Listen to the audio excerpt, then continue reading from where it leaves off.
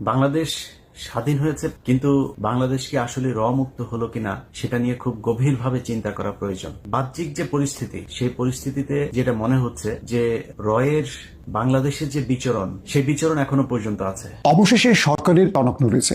এখন কি করবেন আসিফ নজরুল? অনেক উপদেষ্টা নাখুশ তার উপর। বলা হচ্ছে আসিফ নজরুল এই মুহূর্তে সবচেয়ে বিতর্কের মধ্যে পড়ে গেছেন। আবার তার নিকট অনেকেই তাকে বলছেন সম্মানজনকভাবে এই পদটি ছেড়ে তাকে আবার তার শিক্ষকতার পেশায় ফিরে আসতে। কদিন আগে আইন উপদেষ্টা আসিফ নজরুল স্বরাষ্ট্র মন্ত্রণালয়ের ঘাড়ে বন্দুক রেখে যে গুলিটি করলো, এবার স্বরাষ্ট্রমন্ত্রী নতুন করে আসিফ নজরুলের ঘাড়ে রেখে বন্দুক গুলি করলো। দর্শক, আজকের এই ভিডিওটি দেখলে আপনারা রীতিমতো অবাক হয়ে যাবেন। আপনারা জানেন ইতিমধ্যে আওয়ামী লীগ সরকারের পতন হয়েছে। এখন ক্ষমতায় আছেন অন্তর্বর্তী সরকার ডক্টর মোহাম্মদ ইউনূস। অন্তর্বর্তী সরকারের মাননীয় উপদেষ্টা ডক্টর মোহাম্মদ ইউনূস থাকাকালীন দেশে কি কি ঘটনা ঘটে যাচ্ছে তা আপনাদের প্রমাণ সহকারে দেখাবো। দর্শক, কথা আর বাড়াবো না, ভিডিওতে চলে যাব। তার আগে আপনাদের কাছে ছোট্ট একটি অনুরোধ, আপনি যদি আমাদের চ্যানেলে নতুন দর্শক হয়ে থাকেন তাহলে অবশ্যই চ্যানেলটি সাবস্ক্রাইব করে পাশে থাকা বেল আইকনটি বাজিয়ে দিতে ভুলবেন না। যারা অলরেডি আমার চ্যানেলটি সাবস্ক্রাইব করেছেন তাদেরকে জানাই অসংখ্য ধন্যবাদ। চলুন ভিডিওটি শুরু করা যাক। সাম্প্রতিক সময় ডক্টর ইউনূস তার অন্তর্বর্তীকালীন সরকার সবচেয়ে বড় চাপে পড়ে গেছে। যে কজন উপদেষ্টা, তাদের মধ্যে অন্যতম আসিফ নজরুল। দ্বিতীয় অবস্থায় রয়েছে সেই আসিফ নজরুলেরই আরেকজন সখ্য ব্যক্তি, আমাদের ফিল্ম ডিরেক্টর ফারুকী। এছাড়া আরো বেশ কজনকে নিয়ে আলোচনা থাকলেও সেটা বড় মাপে নেই। কয়েকটি সূত্র বলছে ইউনূস সরকার এই মুহূর্তে আসিফ নজরুলকে নিয়ে যে সমালোচনার মুখে পড়েছেন এটা তার জন্য সুখকর নয়। কিন্তু আসিফ নজরুলকে নিয়ে এই সরকারের মানে অন্তর্বর্তীকালীন সরকারের যতটুকু সফলতা, সব কেন যেন ব্যর্থতায় রূপ নিয়েছে। অনেক উপদেষ্টা নাখুশ তার উপর, এবং সাম্প্রতিক সময় তাকে নিয়ে যতগুলো আলোচনা হয়েছে প্রত্যেকটি আলোচনার দিন শেষে প্রমাণ আকারে জনগণের কাছে উপস্থিত হয়েছে। এবং আমরা যদি একটি ছোট্ট পারসেপশন দিয়ে বলি আপনাদের, আসিফ নজরুলের পক্ষে যারাই কথা বলেছেন সাম্প্রতিক এই কয়দিনে, আমরা দেখেছি তাদের অবস্থা বা তাদের জনপ্রিয়তা বা তারাই কটাক্ষের মুখে পড়েছে। ধরুন আমি কয়েকটা উদাহরণ দিয়ে বলি। আমাদের উপদেষ্টা আসিফ মাহমুদ সজীব ভুইয়া, তিনি আসিফ নজরুলের পক্ষে একটি পোস্ট করেছেন এবং তার কমেন্টে তিনি এত বেশি মানুষের গালাগাল বা সমালোচনার মুখে পড়েছেন যেটা তিনি আশা করেননি। আমরা দেখেছি আমাদের সাবেক একজন সংসদ সদস্য গোলাম মাওলা রনি, আমরা দেখেছি ফাহাম অস্ট্রেলিয়া থেকে বোধহয়, আমরা দেখেছি প্রবাসী আমেরিকা প্রবাসী শাহেদ আলম, এরকম বেশ কজন পড়ে গেছেন বড় বিপদে যারা আসিফ নজরুলের পক্ষে কথা বলতে গিয়ে তারা এখন মানুষের কাছে ভিলেনের রূপ নিয়েছে। অর্থাৎ এটিও জনগণের একটা পারসেপশন, জনগণের একটা কি বলবো পক্ষ বিপক্ষ নির্ধারণের স্থান। বলা হচ্ছে আসিফ নজরুল এই মুহূর্তে সবচেয়ে বিতর্কের মধ্যে পড়ে গেছেন। আবার তার নিকট অনেকেই তাকে বলছেন সম্মানজনকভাবে এই পদটি ছেড়ে তাকে আবার তার শিক্ষকতার পেশায় ফিরে আসতে। অনেকেই বলছেন যে তার উপর চাপও তৈরি হচ্ছে বিভিন্নভাবে। দুটো বিষয় এখানে স্পষ্ট। এক, সরকারের উপদেষ্টা হিসেবে, ধর্ম উপদেষ্টা হিসেবে আমাদের একজন প্রখ্যাত স্কলার আলেম আহমদুল্লাহকে ডাকা হয়েছিল এই উপদেষ্টা মণ্ডলীতে যোগ দেওয়ার জন্য। তিনি সম্মানের সাথে সেটাকে ডিনাই করেছেন, বরং তিনি বর্তমান যিনি ধর্ম উপদেষ্টা তার নামটি প্রস্তাব করেছেন। তো আহমদুল্লাহ সাহেব তিনি মানুষের কাছে আরো জনপ্রিয় হয়েছেন, কারণ তিনি রাষ্ট্রের ওই গুরুত্বপূর্ণ পদের লোভী ছিলেন না। তো একইভাবে আসিফ নজরুলও একটা সুযোগ পেয়েছিলেন, অথবা আন্দোলনের শেষ সময় এসে ছাত্রদের সাথে সখ্যতা বৃদ্ধি করে লোভনীয় উপদেষ্টা হয়েছেন, মানে লোভনীয় মন্ত্রণালয়ের দায়িত্ব তিনি নিয়েছেন, গুরুত্বপূর্ণ অনেকগুলো মন্ত্রণালয় তিনি পেয়েছেন রাষ্ট্রের, এবং ছাত্রদেরকে দিক নির্দেশনা দিয়ে তাদের খুব কাছে পৌঁছে গিয়েছেন, অভিভাবক হয়ে গেছেন। সবকিছু মিলে আসিফ নজরুলকে এই বর্তমান সময়ে রাষ্ট্রের ব্যর্থতাগুলোর দায় নিতে হচ্ছে। এখন আসিফ নজরুল এতদিন ধরে যে বক্তব্যগুলো দিতেন যে সরকারের কোনো মন্ত্রী এমপির বিরুদ্ধে যদি অভিযোগ আসে, আমরা দেখেছি উন্নত দেশগুলোতে সেসব মন্ত্রীরা পদত্যাগ করেন। এগুলো আসিফ নজরুল বিভিন্ন টকশোতে বলতেন যে যদি কখনো আমার বিরুদ্ধে এরকম অভিযোগ আসে, আমি মনে করব সম্মানজনকভাবে এই পদ ছেড়ে দেওয়া উচিত এবং একটা সঠিক পদ্ধতিতে তদন্ত হওয়া উচিত। তো আজকে যখন বাংলাদেশে আসিফ নজরুলকে নিয়ে এত সমালোচনা হচ্ছে, আসিফ নজরুল তার বক্তব্য অনুসারে সেই কাজটি কেন করছেন না? তিনি কেন তার বিরুদ্ধে আনিত অভিযোগগুলোকে কেবল অন্যকে দিয়ে বা নিজের একটি বক্তব্যের মাধ্যমে সমাপ্ত করতে চাইছেন? কোনো তদন্ত কমিটি কেন হচ্ছে না? কারণ রাষ্ট্রের একটা গুরুত্বপূর্ণ মন্ত্রণালয়ের একজন উপদেষ্টার বিরুদ্ধে খুব গুরুতর অভিযোগ আনা হয়েছে যে তিনি কোনো ভিন দেশের এজেন্ট কিনা। এদিকে সেনাবাহিনীর আরেকজন অফিসার, গোয়েন্দা অফিসার, রিটায়ার্ড গোয়েন্দা অফিসার, তিনি আবারও মুখ খুললেন।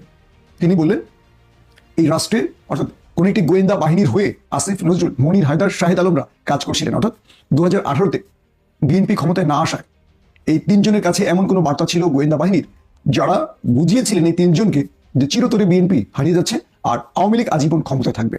এবং পরবর্তীতে মনির হায়দার বা শাহেদ আলমরা তারা সরকারের সাথে আপোষ করে নিয়েছে যে তারা এখন আর বিরোধী মতে বা বিরোধী পক্ষে থাকবেও না, কথাও বলবে না। এই জন্য তাদেরকে ব্যক্তিগতভাবে লাভবান করা হবে। এবং মনির হায়দার সেই গোয়েন্দা অফিসার, রিটায়ার্ড গোয়েন্দা অফিসারকে ডেকে বৈঠকও করেছেন, কথাও বলেছেন এবং বলেছেন বিএনপি আর ক্ষমতায় আসবে না, তারেক রহমান আর ক্ষমতায় আসবে না, সো হাসিনাই ক্ষমতায় থাকবে। তাই তারা এখন একটা গোয়েন্দা বাহিনীর কি বলবো পরামর্শে প্রিসক্রিপশনে কাজ করতে চান। যারা সরকার বিরোধী এতদিন কথা বলেছেন, ইলিয়াস, পিনাকি, কনক সারওয়ার, তাদের সবাইকে তারা একটা কমিটির মতো করে বা একটা আলোচনার মধ্য দিয়ে হাসিনার পক্ষে নিয়ে যাওয়ার প্রচেষ্টা চালিয়েছিলেন এবং তার মধ্যে আসিফ নজরুল একজন। এটিও সেই গোয়েন্দা অফিসার তার আমেরিকা থেকে লাইভ ইন্টারভিউতে বলেছেন। তো এই বিষয়গুলো সত্য হোক আর মিথ্যে হোক, যেহেতু রাষ্ট্রের গুরুত্বপূর্ণ ব্যক্তিদের পক্ষ থেকে অভিযোগ আসে, এগুলোর সত্যতা প্রমাণে এখন তদন্ত হওয়া খুব জরুরি বলে মনে করছি। আর যদি তা না করা হয় তাহলে ডক্টর মোহাম্মদ ইউনূসের সরকার প্রতিদিনই অজনপ্রিয় হবে, প্রশ্নবিদ্ধ হবে। এখন প্রশ্ন হলো, শাহিদ আলম, মুনির হায়দার বা আসিফ নজরুলরা, যারা শেখ হাসিনা আজীবন ক্ষমতায় থাকবেন জেনে তাদের হয়ে কাজ করার প্রস্তুতি নিয়েছিলেন বা কাজ করার মানসিকতা নিয়ে সুবিধা নিয়েছিলেন, তারা কি করে বর্তমান সরকারের বা 24-এর গণ অভ্যুত্থানের শিরোনামে থাকবে বা তার বেনিফিশিয়ারি হয়ে বা তার সুবিধা গ্রহণকারী হবে? এটি এখন আমাদের বিচার করতে হবে। বিএনপিকেও চিন্তা করতে হবে, যারা এতদিন মনির হায়দার বা শাহেদ আলমকে তাদের ঘরের লোক মনে করতেন, আজ তাদের চেহারা উন্মোচন করে দেয়া হলো, যেটি বিএনপির জন্য অস্বস্তি এবং তাদের ব্যাপারে বিএনপিকে নতুন করে ভাবার সময় এসেছে বলে আমি মনে করছি। কারণ এই রাষ্ট্রে সবচেয়ে বেশি ক্ষতি করে খুব কাছের মানুষটাই, পাশের মানুষটাই। মনে রাখবেন, বিএনপিকে আওয়ামী লীগ যতটুকু ক্ষতি করতে পারবে তার চেয়ে বেশি পারবে বিএনপির ভেতরে বসে থাকা বিশ্বাসঘাতকরা। তাই বলছি, দেশে বিদেশে, রাষ্ট্রের ভেতরে বাইরে যেভাবে অসন্তোষ ছড়িয়ে পড়ছে, মানুষের অবিশ্বাস তৈরি হচ্ছে গুরুত্বপূর্ণ ব্যক্তিদের ব্যাপারে, এই অবিশ্বাস থেকে রাষ্ট্রকে রক্ষা করতে হলে বা ওই পদগুলোকে বা ওই ব্যক্তিদের রক্ষা করতে হলে একটা সঠিক তদন্ত খুব জরুরি। বাংলাদেশ স্বাধীন হয়েছে, কিন্তু বাংলাদেশ কি আসলে মুক্ত হলো কিনা সেটা নিয়ে খুব গভীরভাবে চিন্তা করা প্রয়োজন। বাহ্যিক যে পরিস্থিতি, সেই পরিস্থিতিতে যেটা মনে হচ্ছে যে রয়ের বাংলাদেশের যে বিচরণ, স্বাধীন বিচরণ এই গত 15 বছরে প্রতিষ্ঠিত হয়েছে, সেই বিচরণ এখনো পর্যন্ত আছে। ধরেন পাকিস্তানের মতো দেশ, চিরপ্রতিদ্বন্দ্বী, সেখানেও কিন্তু তাদের অনেক কার্যক্রম পরিচালনা করে, মাঝে মাঝে মধ্যেই কিন্তু তারা সেখানে অপারেশন করেন। আর বাংলাদেশে তো ধরেন প্রতিটা, বলা যায় প্রায় সবগুলো যেসব হিন্দুরা আছে এখানে, তারা সবাই রয়ের এজেন্ট।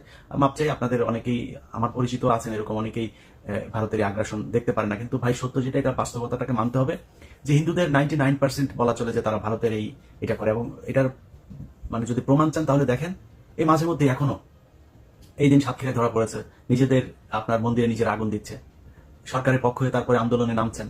এ ধরনের অনেকগুলো ঘটনা আমাদের চোখের সামনে ঘটছে, যে কারণে আপনাদেরকে মানে কষ্ট দিয়ে কথা বলতে না চাইলেও সত্যটা বলতে হলো। তার সাথে আছে আওয়ামী লীগ, এরা সবই এক একটা রয়ের এজেন্ট। কারণ আওয়ামী লীগ এমন একটা দল, এরা সেই জন্ম থেকে, এটা কি শেখ মুজিবের যেটা বলা হয়ে থাকে, এটার ছোটখাটো প্রমাণও অনেকেই উপস্থাপন করেছেন যে শেখ মুজিবের বাপ ছিল হিন্দু এবং শেখ মুজিবের নাম হচ্ছে দেবদাস চক্রবর্তী। তার মায়ের বৈবাহিক যে সম্পর্ক, তার আগেই তিনি তাকে গর্ভে নিয়েছিলেন। এরপরে তাকে আপনারা জানেন যে সেই অরুণ কুমার টুমার, এগুলোর ব্যাপার, ওটা নিয়ে কথা বলতে চাই না।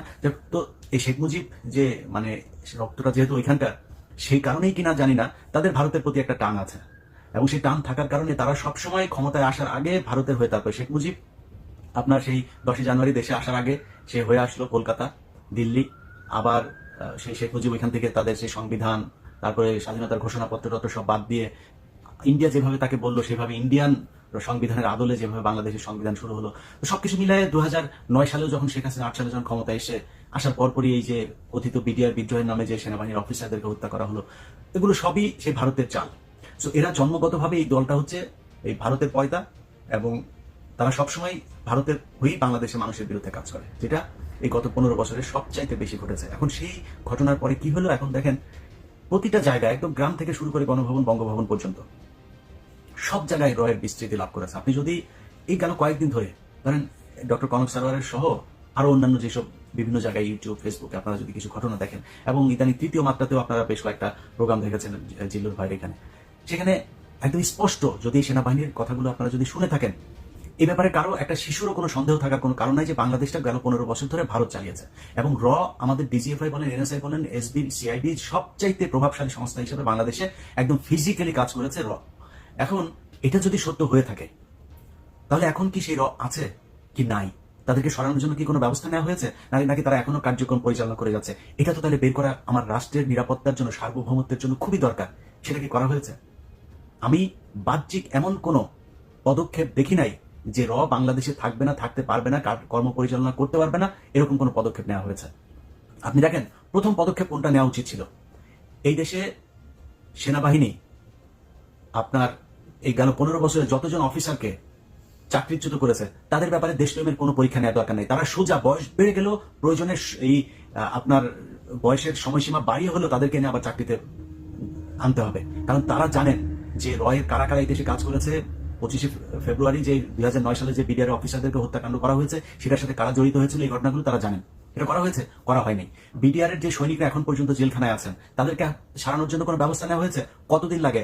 আপনারা এখানে এসে তারপরে বসে জনগণের টাকায় অলরেডি 1 মাসের বেতন তো নিয়ে নিয়েছেন, আরো কতদিন লাগবে? তারা জেলখানায় এখনো জেল খাটছে। এগুলোর ব্যাপারে খুব তড়িৎ পদক্ষেপ নিতে হবে।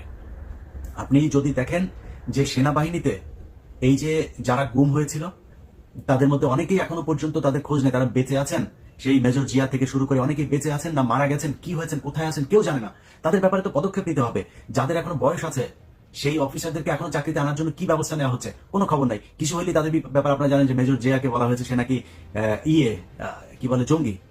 তো এই শেখ হাসিনার এই যে নাটক, ভারতের প্রেসক্রাইবড যে নাটক এই দেশে এই গেল 15 বছর ধরে ইমপ্লিমেন্টেশন হয়েছে, সেই ইমপ্লিমেন্ট করতে গিয়ে যত বাংলাদেশের মেধাবী সৈনিক অফিসারদেরকে এই দেশের মানে শাস্তি দেওয়া হয়েছে, তাদেরকে দেশান্তরিত করা হয়েছে, গুম করা হয়েছে, খুন করা হয়েছে, তাদেরকে দ্রুত ফিরিয়ে আনতে হবে। সেটার কোনো পদক্ষেপ এখন পর্যন্ত দেখিনি। তো সেটা কবে হবে, কি করা হবে, সেটা খুব দ্রুত পদক্ষেপ নিতে হবে। আরেকটা বিষয় নিয়ে কথা বলে শেষ করতে চাই, সেটা হচ্ছে বাংলাদেশের অনেক মানুষ আছে এই যে কয়েকদিন আগে যে আন্দোলন হলো সেই আন্দোলনের ভেতরেও প্রমাণ করে গেছেন যে বাংলাদেশের মানুষ তার দেশের জন্য জীবন দিতে পারে, প্রস্তুত। এই দেশে এই যে আনসারুল ইসলাম হিন্দাল ফিল সার্কিয়া যে দলের নাম বলা হয়েছে, আরো এরকম আনসারুল বাংলা সহ এরকম অনেক জঙ্গি সংগঠন যেগুলো শেখ হাসিনার মানে তাদের হয়তো দল আছে, কিন্তু শেখ হাসিনা যেগুলো বলেছে তারা সন্ত্রাসী, তারা এই করেছে সেই করেছে, এগুলো শেখ হাসিনা বলে আন্তর্জাতিক বিশ্বের কাছে একটা মিথ্যা তথ্য দিয়ে তাদেরকে বাংলাদেশের মানুষের কাছে কালার করেছে। তো এই কালার যারা আছে যে যে সংগঠনগুলো, এই সংগঠনের ভেতরে বেশিরভাগই আমি এত মানে যতটুকু আমার এটার ভেতরে ঢোকার বিভিন্ন জায়গায় ঢোকার সুযোগ হয়েছে, আমি দেখেছি এরা সবাই দেশপ্রেমিক।